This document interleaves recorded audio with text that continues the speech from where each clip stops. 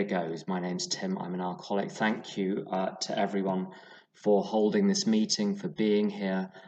Congratulations to Ed. Can I just ask Ed or Drew, what time do you want me to stop at?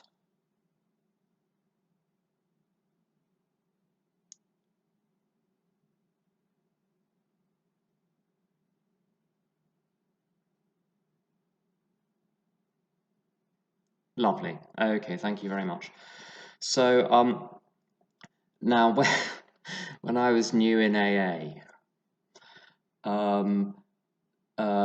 they started to have these things called young people's meetings because there weren't many young people in AA and people felt a bit alienated. So they started these young people's meetings. Now, most of the meetings I go to, I'm older by quite a big chunk than most of the people there. And I think I want to start some older people's meetings. But I feel as I've got people in my age bracket here, so I'm automatically very comfortable.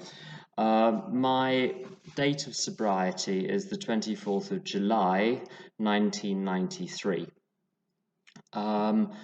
I'd been trying to get sober for 3 years. My first proper alcoholic nervous breakdown. They're slightly different than ordinary nervous breakdowns. My first alcoholic nervous breakdown, I think our colloquial term is a rock bottom, was in July 1990, where, I don't know if you've ever said this, I said, I'm never going to drink again. And I didn't not mean it. I didn't have any conscious reservations. I wasn't insincere in this. It's not lack of sincerity that's the problem. The problem is I had no idea what alcoholism was. I'd been saying to people for many years, well, I'm out, when you're drunk, as the book says, that, I was an unlovely creature. I don't know if I'm a lovely creature now, but I was definitely an unlovely creature, an alcoholic in his cups. I used to tell people rather dramatically that I was alcoholic, but I didn't know what it meant. A lot of words are used by a lot of people who don't know what they mean. But yeah, I didn't know what an alcoholic was. I did not know a number of things, which I was then to discover through a combination of trial and error over the following 3 years. And I acquired some information in AA, and both of these, I needed both. I needed the experience and I needed the information. I'm not going to talk at painful length about my drinking. Suffice to say that I think the simplest way I would put it is the reason I had a drinking problem was because I repeatedly drank too much. What does too much mean? It meant it gave rise to consequences with which I was uncomfortable. I had people around me who were alcoholic like me, and I had others who were very heavy drinkers. Now, the very heavy drinkers, I think the book calls them the certain type of hard drinker. I drank the same amount as them, except either they didn't seem to get the consequences I was getting, or they got them and they didn't care. I got the consequences and I cared. It can be very easy to sponsor someone that's been sort of drunk round the clock for decades, and who has this sort of terrifying roster of dramatic events. It can be much harder sometimes to sponsor people where it wasn't always dramatic, where it wasn't continuous. But I think the thing that tells me I have a drinking problem is the fact that I repeatedly drank so much I had consequences that were unacceptable to me. Now, consciously, I accepted them. I sort of kept drawing the line in the sand, which I would no longer cross, and then I'd have to rub out the line and draw a new line I would not cross. And I accepted the fact that it was destroying relationships. I accepted the fact that, on one level, I accepted the fact that I was no longer connecting to the world around me. But I accepted it with an incredibly heavy heart. I recognized that I would have to carry on drinking. This was before AA. So I wasn't really accepting it. I was putting up with those consequences, but I wasn't accepting them. And funnily enough, it was that non-acceptance of those consequences, saying, I can't do this anymore. Some people just accept those consequences and go on and drink themselves to death, and or drink or whatever they do. But those consequences became so unacceptable to me, I had to seek recovery. As far as diagnosing myself as an alcoholic, as opposed to this certain type of hard drinker, there are two features. There's first of all what happens when I've had a drink, and then there's what takes me to the first drink. What happens when I have a drink? I mean, the very commonly understood thing, I think, in AA is the idea that when I drink, I can't drink moderately, I'm going to drink terrifying quantities. And that was, by and large, true for me. But what's scarier, and what I think is less well understood, certainly less widely understood, certainly amongst the people I've sponsored who've relapsed, I often get to sponsor relapses for some reason. Maybe because I was one. I thought, and I know a lot of other people have thought too, well, if I were to have a little drinky today, I might have a skinful, I might have a little minor Friday catastrophe, but I could wake up tomorrow and just come back to AA. And this is what I think is technically called in the big book a reservation. When I put alcohol inside my body, it's not just that I drink buckets of alcohol on that particular occasion. It's that I go into another world. It's like swimming out to sea.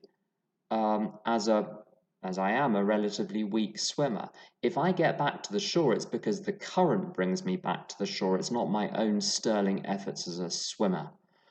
And in those 3 years before my last drink, there were times where I drank for a day and immediately regretted it and came back to AA. There was one time in September 1991 when I started drinking. It was a year and a half before I even seriously considered stopping again.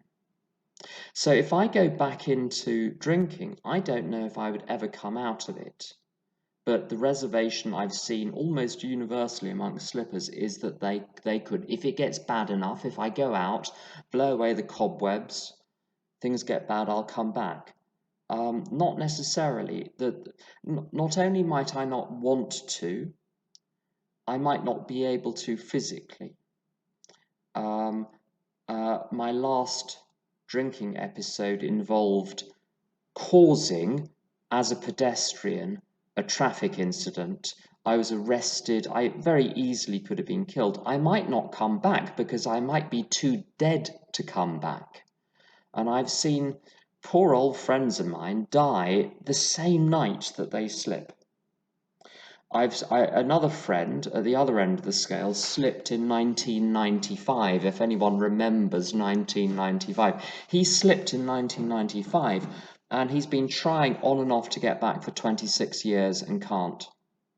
Because something has changed, and I don't have a lock, I don't have a key to unlock other people from the inside, and often they've lost the key as well. I don't know why some people can't get back.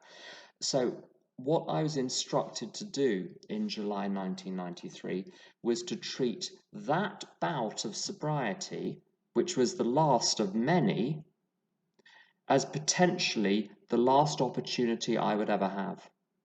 So not only am I powerless after the first drink, but that powerlessness after the first drink means that there is no such thing as a safe slip. Very important point for me. Now, we're left with a problem. The problem is this: when I stop drinking, everything gets better. I stop spending excessive amounts of money. I start being able to work and exercise and keep my nose clean. I'm not nearly as offensive to other people, still offensive, but not nearly as offensive as when I'm drinking. I have never been arrested sober. I got close a couple of times, but that's another story.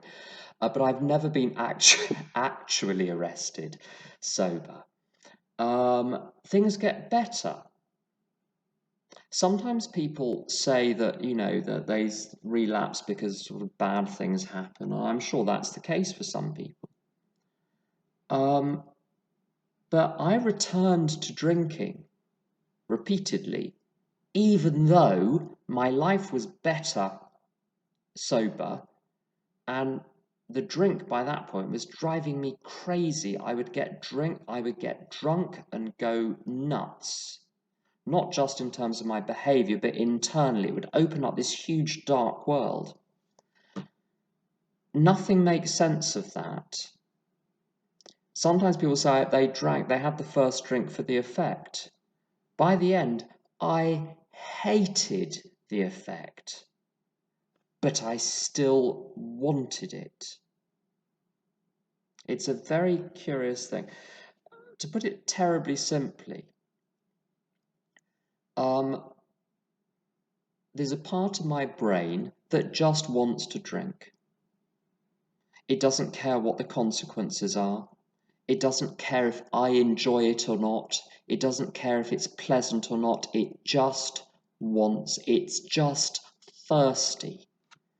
And the way that part of my brain operates with the rest of me, I don't know if you've ever seen a nightclub where there are people with a VIP pass and they scoot straight past the queue, go straight into the club and go straight into the cordoned off VIP section. That little drinking part of my mind, when I'm left to my own devices, if it says, let's have a drink, it scoots straight past the queue, it scoots straight into the VIP area where the steering wheel of my life is. It's very simple. There is a bit of me that just wants to drink and will always want to drink. So I must never be in charge of me. I heard a speaker say, she quotes people saying, today I have a choice. She said, I'm so glad I don't have a choice, because if I have a choice, one day I'll choose to drink. So I give this choice, this responsibility for my life, this ultimate responsibility and delegated responsibility. I give the ultimate responsibility for my life to God, because God isn't thirsty. And I sometimes am. So that's what I decided in July 1993. I was frightened, not of alcohol, but of myself. I wasn't wrong. That fear of myself has been converted into a healthy skepticism about my own mind. One of the features of insanity, when I'm insane enough to believe that a drink is a good idea, the insane thought that a drink is a good idea, the delusion, will not appear to me to be a delusion. It will appear to me to be a truth as unalterable as, the earth revolves around the sun and the moon revolves around the earth and Paris is the capital of France, a drink is a good idea. It's on the same, it appears that's the point of delusion. It's not denial. Denial is where you kind of got a couple of things going on, you're kind of vaguely aware, and this is whole-scale delusion, which means if as an alcoholic I'm someone who's lost the faculty of reliably at all times differentiating the true from the false. So I've got to rely on something other than my rational appreciation of the situation. Now, my mind has been largely restored to sanity, but I retain that healthy skepticism, and my life is ultimately, there's a bit in the 12 and 12. It's some big book people, they don't like the 12 and 12. So if you don't, just cover your ears for the next 30 seconds and you can come back in and you'll be just as far ahead.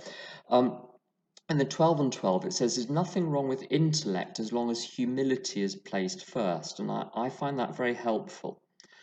What does humility mean here? It means that I'm to run my life in accordance with a higher power, in accordance with the program, in accordance with its individual principles, and in accordance with the insight and input and experience of the people around me who, and this is the great thing about AA, as long as we remain emotionally detached, a little call out to Al-Anon there.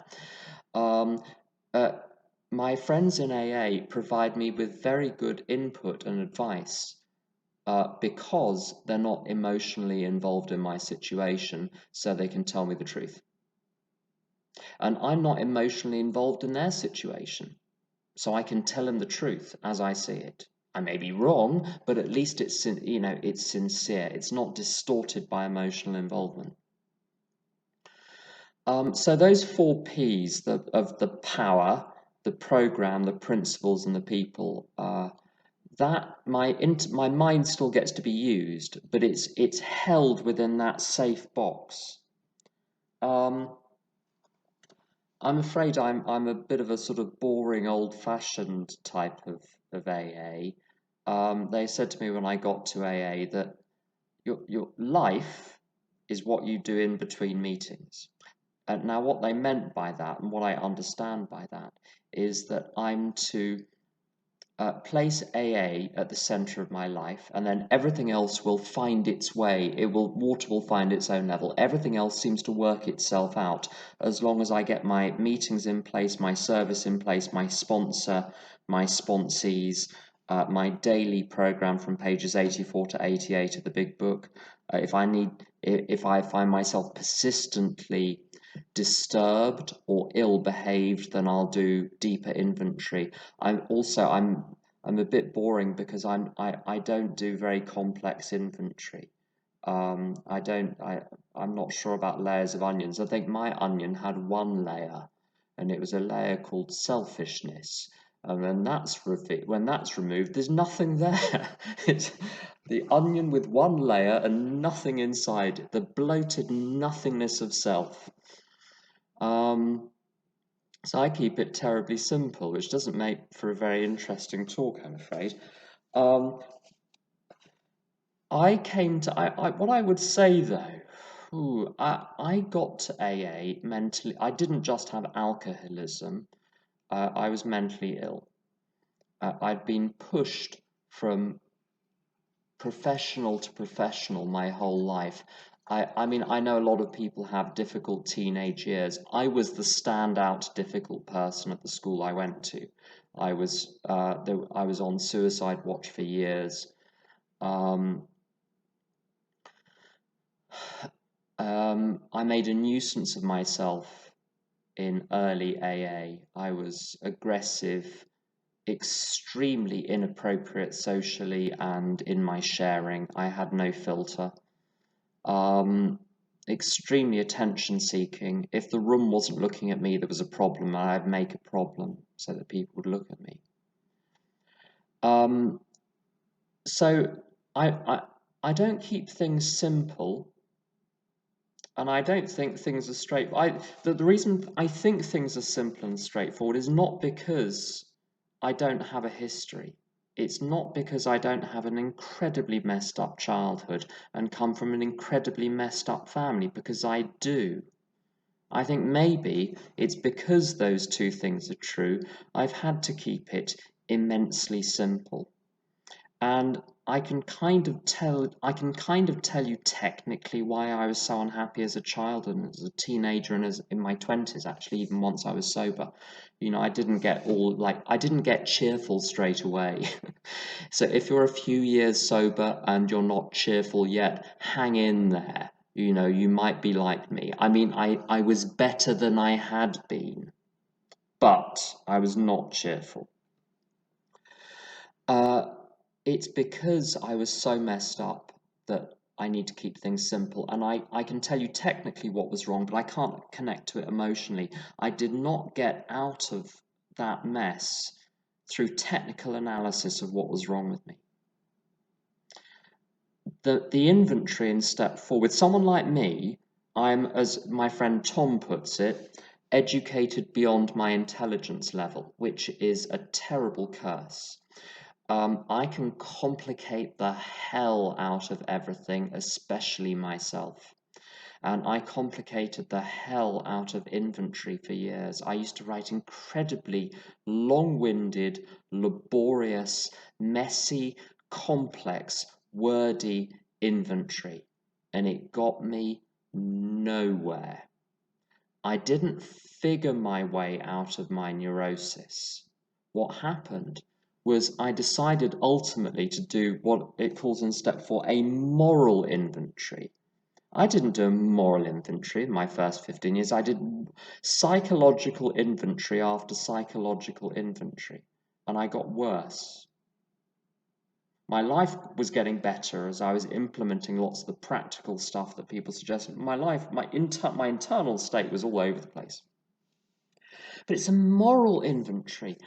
And what changed was there are a few insights from taking a moral angle as opposed to a psychological angle.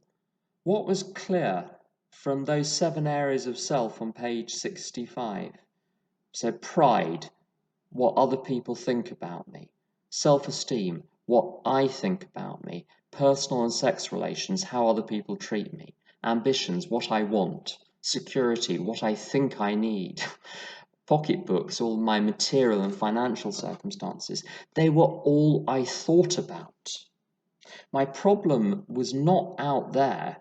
My problem was that I consumed 99% of my universe, and that's not a psychological problem, it's a moral problem, which if you let it run as I did for years, will produce psychological problems as a side effect. But there's a wonderful definition of pride that I found in a book many years ago, suggested by an AA member who's now, as they say, at the meeting in the sky. Knowing him, he's probably chairing as well. Anyway, this definition of pride was placing self in the place of God as the center and main objective of my life, and failing to recognize myself as a creature created by God and placed in a specific relationship with the rest of his universe. I was like a jigsaw puzzle piece that was running around the world trying to work out what it was, trying to smooth off all of the jagged edges, like the jagged edges were a problem. All I needed to do was find the jigsaw puzzle, put myself in it, and then I disappeared. I don't know if you ever stood back from a jigsaw puzzle. When you look at the picture, you can't see the pieces. The pieces are all still there, but you can't see them unless you look very, very closely in certain light. That's been my experience in AA. I'm a slow learner. My problem was not all of my internal condition. My problem was that I was focused on it. What happened when I did a moral inventory? I mean, the mechanics were much the same. The big book is the big book, the questions are the questions, but coming at it from the moral, not the psychological angle. What happened in step 6 and 7 was I recoiled with horror at the way I'd been living. And I decided, right, if what they say in the big book is true, we're going to have to test it out. How are we going to test it out? You have to do what it says to see if you get what it says you'll get if you do what it says. I had to do what the book said to test whether I would get what it promised.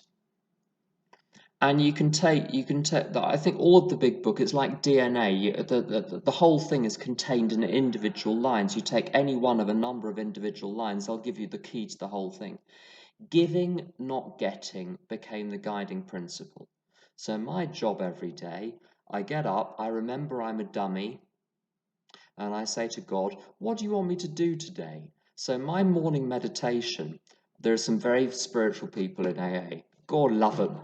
What would we do without them? I don't know how spiritual I am. I'm a very practical person. So my morning meditation, I mean, I read the odd book as well, and I do pray and sit quietly. But honestly, the absolute core of it for me, and it wouldn't do for us all to be the same, the absolute core of it for me is to say to God, what do you want me to do today? What spirit do you want me to do those things in? And what comes down the tubes is super concrete. Today, a lot of it was keep your big fat mouth shut, speak only when spoken to or asked. If you have to say something, if a sponsee calls, answer, not with a paragraph, but with a sentence. Keep it super simple. Say one thing. Don't explain. Don't defend. Don't justify. Just keep it simple. You know, that's the kind of level I'm still at after 28 years. Keep my big fat mouth shut. But I find the result of doing that is having a marvelous life. I don't consider myself to have a career. There's somewhere I go every day and I do things, and at the end of the month they pay me money. I don't really know why. I just do what I'm asked to do, keep my mouth shut, keep my nose largely clean, and some money rolls in, enough to pay for what needs to be paid for. I don't have any ambition in my career at all. Again, it's a very unpopular thing to say these days. But, these days of self-actualization. I don't know what it means really, but it's got the word self in it, which to me is a bit of a problem. I don't really care about self-actualization. I care about using God. I've given my life to the higher power in step 3. And God gives me back 24 hours at a time and says, it's like a parent saying to the kid, spend your little pennies wisely. I'm going to give you 24 pennies to spend them wisely. All I have to do is good things and avoid the bad things. It's not complicated. What are the good things? Go to work. As the wonderful Bob B says, work while I'm at work. Keep the house clean and tidy, make the dinner for my other half, do the laundry, call my mother, answer my sponsee phone calls, do service when I'm asked to do service, enjoy the world, find something to enjoy every day, as Don P would say. We're on God's amusement park planet, so we better act like it. Someone said to me, "What, with God as Father, what does that mean for me?" It means that I get to love, learn, grow, and play, because that's what kids do. Love, learn, grow, and play. And to love people is, I think, to do nice things for them because they ask you to. If they ask you to do something, do it for them, as long as it doesn't harm them, even if it doesn't. My other half asks me to do things sometimes, and I don't understand why he wants me to do them. I've learned not to say why, but to say yes. You want me to do that? I'll say yes. There we go. And to leave them be. My friend Anthony tells a wonderful story. I can be, I don't know if this has been telegraphed, but I can be a tiny little bit controlling and A-type. I know all of you are very sort of pleasant and placid, and none of you would dream of being like that. But I'm a big interferer, controller, bulldozer, bully, and know-it-all. That's my kind of default setting. And my friend Anthony is a bit like that, and he phones his sponsor or emails his sponsor about his relationship with his other half, and his sponsor just writes back in capitals in the subject line of the email, "Leave him alone." And that's my job. That's my job in most of my relationships. Just leave him be. Stop trying to fix, change, and control everything. Just leave the poor things be. My other half's a bit odd. I mean, much could be said of me as well, but my other half is a little bit odd. And my best friend in AA said, those strange things that he says and does, he doesn't know why he does them. He does them for deep psychological reasons of which not even he is aware. You think you're going to change him by explaining anything? Of course not. I've never, the only thing I've managed to change over the last 28 years myself is my bedclothes. If I've been changed, it hasn't been through willpower and effort. I think it's come through this, getting on with what's in front of me in a spirit of love and tolerance, trying to learn about what's actually going on rather than constantly telling myself stories about what is going on, listening and looking and observing what's really going on. And my mind, which was so broken, not just with regard to alcohol, it was broken in the Al-Anon sense as well. So I've got, as my friend Karen says, an Al-Anon stripe down my back. And I've really benefited from Al-Anon over the last 27, 28 years. I qualify for some other 12-step fellowships, and I'm not going to go into them, but I've had behavioral problems. I've had behaviors, as psychologists now call it, in all sorts of areas. Everything's fine now. I don't act out in any area in any substantial way. I don't display symptoms of any mental illness in any substantial way. It's not because I fixed myself, it's because I got on with one thing at a time, and psst, my mind knew how to heal itself if only I would leave it alone long enough. I don't understand, that makes no sense. It utterly runs against what everything science tells me. Maybe I'm a freak, I don't know. But that's how the healing has taken place. I've stopped fussing at myself, trying to bring about change. Just get on with one thing at a time. And I'm going to say this is not really, and I suppose it is in the big book. We absolutely insist on enjoying life. By profession, I'm a linguist. I won't go into details of what I do as a linguist, but I'm a linguist and I'm familiar with a large number of languages. And I like nothing more. There's an app called Radio Garden where you've got a picture of the globe, and you can twist the globe on your app or on the screen, and you can dial into radio stations anywhere in the world. You don't have to load a new app for each radio station. They're all somehow hooked in. And I like nothing more than simply to go for a walk and listen into radio stations from all over Europe, of the countries where I know the language. It's the simplest thing. Go for a walk, look at some trees. Where I live, there are lots of foxes. There are some parts of England where they hunt the foxes. In London, we put food out for them. So there are different ways of relating to foxes in England. In London, we put out food for them and we take pictures of them and show each other. That's what we do. And my other half, when I get back, he says, have you seen any foxes? Have you seen any cats? Have you seen any dogs? And I'll tell him how many foxes I've seen and how many cats I've seen and how many dogs I've seen. And if there's anything other amusing that I've seen. Well, it's kind of what I do for fun. I play the piano as well, but I go for these walks, I listen to the radio, I look out for foxes, dogs and cats, and I tell my other half how many I saw when I got back. When I got to AA, I thought that to be okay, I needed a big house, I needed a secure future, I needed a mortgage, I needed a pension, I needed all sorts of insurance, I needed an interesting, stimulating, exciting career with ever more prestigious advancements to higher and higher levels. I thought I needed a relationship with someone who scored 100 on every possible sliding scale. I thought I needed to travel to lots of different countries. I thought I needed to... The list was endless, absolutely endless, of all the things that I thought I needed to be okay.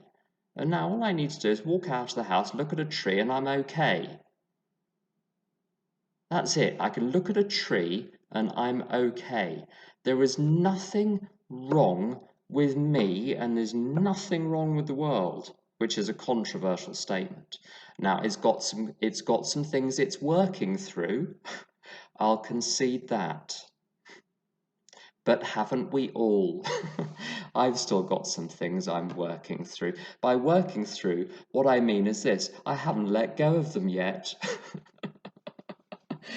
Whenever I say I'm working through something, beware. What it means is I'm trying to fix it myself, or I'm just letting God take care of it.